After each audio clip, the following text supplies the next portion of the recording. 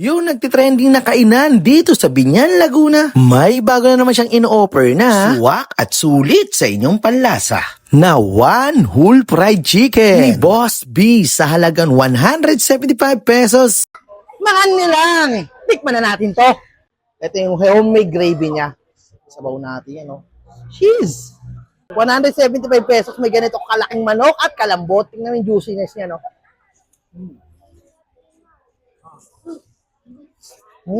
Naman, no?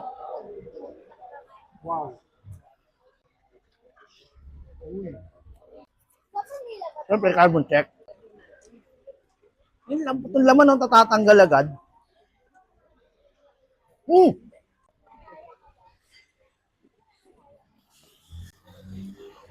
Ang grabe. Juiciness niya. Daman-daman mo, kada kagat mo. Crunchy pa nung balat.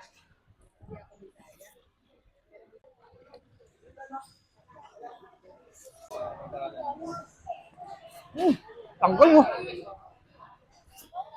Kaya kayo dyan, kung napadayo ko yun ng Binyan,